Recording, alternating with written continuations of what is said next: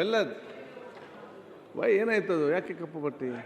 ಇವತ್ತು ಲಿಂಗಾಯತರ ಮೇಲೆ ಏನು ದೌರ್ಜನ್ಯ ಆಗಿತ್ತು, ಆ ದೌರ್ಜನ್ಯದ ಕರಾಳ ದಿನ ಇವತ್ತು ಒಂದು ವರ್ಷ ಆಯ್ತು ಲಿಂಗಾಯತರ ಮೇಲೆ ದೌರ್ಜನ್ಯ ಆಗಿ. ಅದ್ರ ಮೇಲೆ ಸರ್ಕಾರ ಒಂದು ವಿಚಾರಣಾ ಆಯೋಗ ಮಾಡಿತ್ತು. ಆಯ್ತು, ಈಗ ಬಿಡಿ. ನೋಡಿ ಆಯ್ತು, ಈಗ ಮತ್ತೆ ಅಶೋಕ್ ಅವ್ರೆ, ನೀವೇ ಕೇಳಿದ್ದು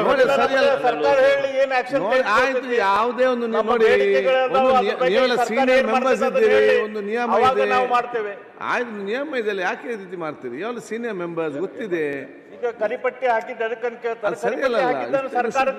ನೋಡಿ, ನೀವು ಡೆಪ್ಯೂಟಿ ಲೀಡರ್ ಆಗಿದ್ದೀರಿ, ನಿಮಗೆ ಗೊತ್ತಿದೆ ಒಂದು ವಿಚಾರ. ಬಗ್ಗೆ ಹೇಳಿ, ಅದು ಮತ್ತೆ ಚರ್ಚೆ ಮಾಡುವ. ಈಗ ಇದನ್ನು ಕಟ್ಟಿ ಏನ್ ಮಾಡಿ, ಆಯ್ತು, ಅದನ್ನು ಕ್ಲಿಯರ್ ಮಾಡಿ. ಯಾವಾಗ ಚರ್ಚೆ ಕೊಡ್ತೀನಿ? ಆಯ್ತು, ಇದನ್ನು ಕೊಡ್ತೇನೆ. Your should be a model to others. ನೀವು ಬೇರೆಯವರಿಗೆ ಯಾವಾಗ ಚರ್ಚೆ ಕೊಡ್ತೇವೆ ನೆಕ್ಸ್ಟ್. ಕೊಡಬೇಕು, ಹಾಗಾದ್ರೆ ಇದ್ರ ಬಗ್ಗೆ ಚರ್ಚೆ ಕೊಡ್ರಿ, ಚರ್ಚೆ ಕೊಡಿ, ಅವರು ತೆಗಿತಾರೆ.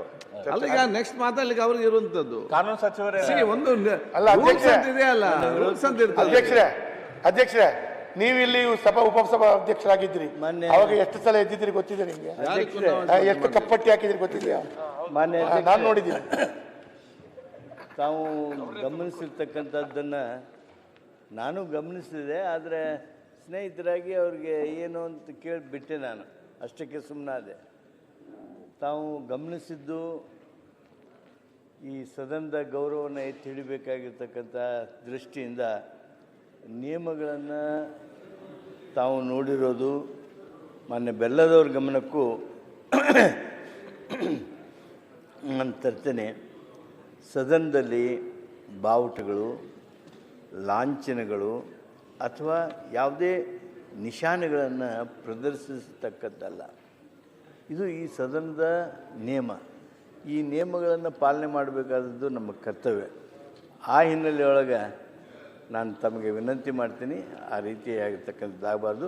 ತಾವು ಅದಕ್ಕೆ ಸ್ಪಂದಿಸಿದ್ರಿ, ಅದಕ್ಕೆ ನಾನು ನಿಮಗೆ ಅಭಿನಂದಿಸ್ತೇನೆ. Thank you. ಅವ್ರಿಗೆ ಯಾವ ಸಂದರ್ಭದಲ್ಲಿ ಅವಕಾಶ ಕೊಡಿ ನಮ್ಮ ಉಪನಾಯಕರಿಗೆ. ಸಮನ ಅವ್ರು ಸೆಳೆದಿದ್ದಾರೆ, ಈಗ ಗಮನ ಸೆಳೆದಿದ್ದಾರೆ.